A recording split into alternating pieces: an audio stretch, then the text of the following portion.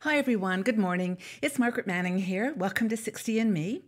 I hope you're having a wonderful morning. I'm up early today. It's bright and sunny, and just hope that wherever you are in the world, the weather's kind to you and that you're just feeling good.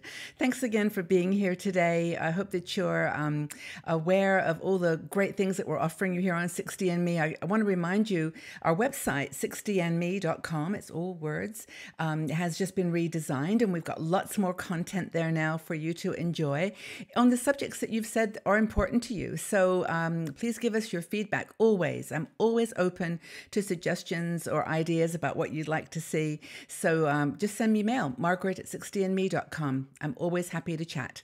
But anyway, do leave comments below when we talk here online. Share with each other and tell your friends about 60 and Me. I really hope that you feel confident and that you feel that it's a positive influence in your life and that you'd like someone else to know about it too. So 60 and Me, here we are. Now I'm having my cup of tea this morning. I've never had this before. It's peppermint and licorice. And I love both. I love licorice more than I like peppermint, but I thought, what an interesting combination. So I made myself a cup of peppermint and licorice tea. It's very, very strange. It's very strong. I taste the mint more than I do the licorice, but anyway, something for a change. And peppermint, by the way, is really good for sore muscles and for relaxing. I think peppermint oil is very good too for massaging if you've got tight, stiff muscles. And then licorice, of course, is good for you too, although you have to watch if you have blood pressure. Eating too much licorice is not good for you, but everything in moderation. That's my mantra.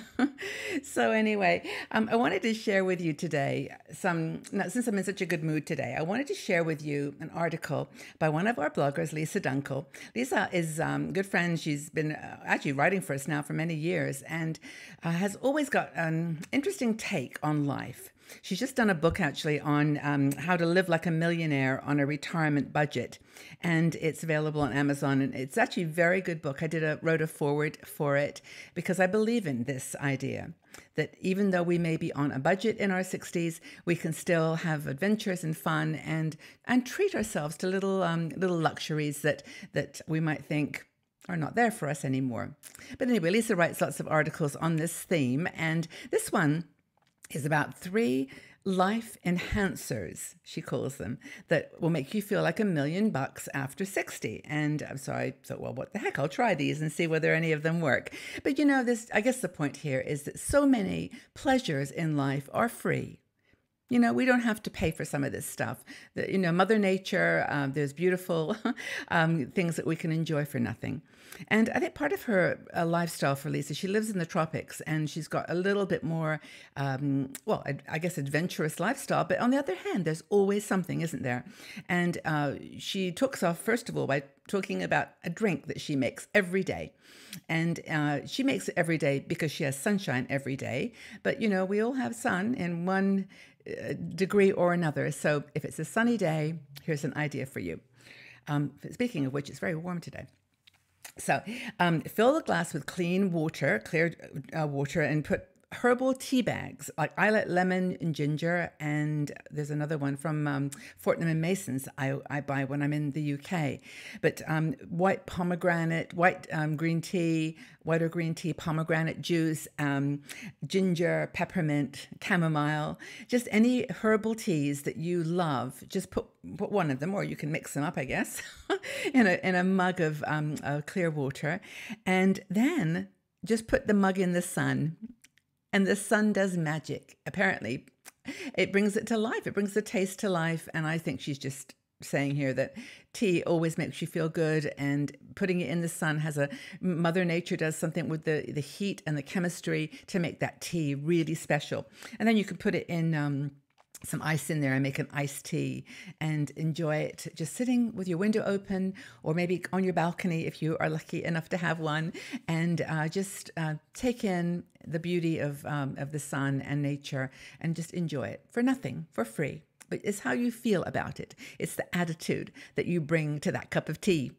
So I think the point here is to make it a ritual, to make tea drinking like I do, a ritual every morning. It's something I give myself, I give my body as a gift, and I love it. I love that feeling that It's a present to myself.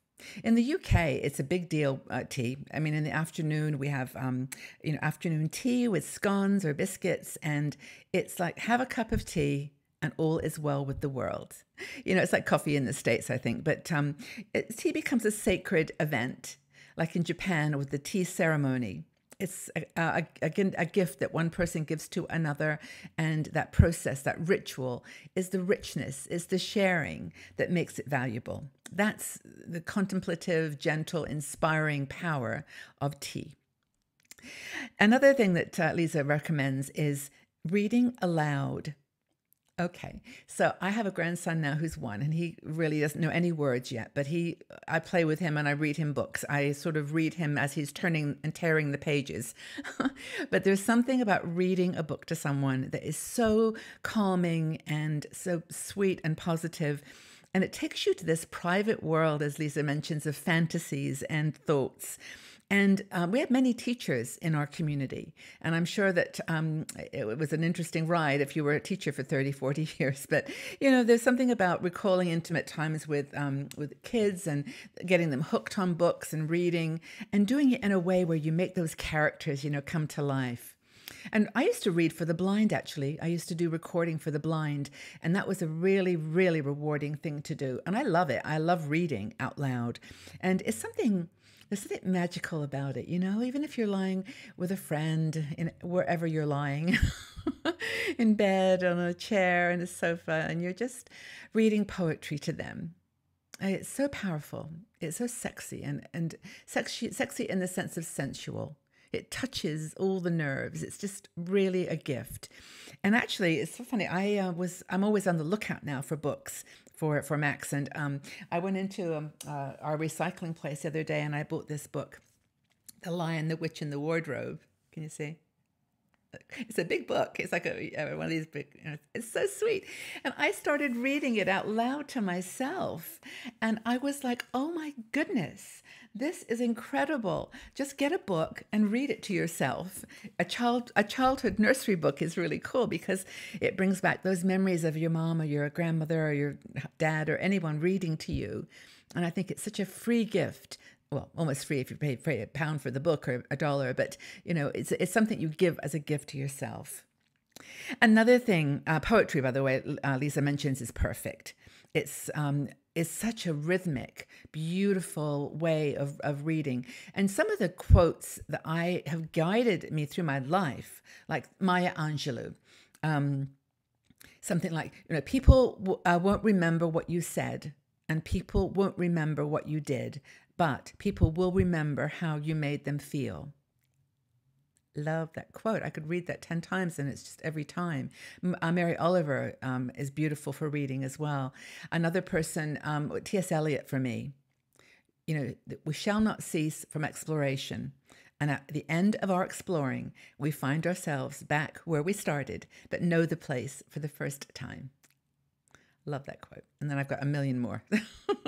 But another thing that Lisa mentions is doing a performance piece where you have to memorize something. I just memorized those 2 quotes, but that's hardly anything. But, sometimes if you can discipline yourself to remember, to memorize a piece of literature that you really love, maybe a baby's lullaby. Hush, little baby, don't say a word. Mama's going to buy you a mockingbird. I had to learn all the words to that for my reading to my son, to my grandson, Max, because I'd completely forgotten about the dog named Rover and, the horse and cart. But yeah, it's reading and memorizing text from a favorite a nursery rhyme or book is great. And by the way, did you know that Twinkle, Twinkle, Little Star has 3 or 4 verses to it? I had no idea. I just knew the first verse, but I've learned. But again, it's learning something by heart that, in fact, that's how they say it, don't they? Learn it by heart. It's not memorize it, it's learning it by heart, which means you taking it to your heart. And that's where it's being created, the magic. So I would challenge you to commit something to memory, and Lisa does the same in this article. It's a great reminder of the free things that we can enjoy in our lives and how precious it all is. It really, really is. So, what are some of the things that you do in your life that cost you absolutely nothing? What are some of the special things, those life enhancers that Lisa talks about that cost you absolutely nothing?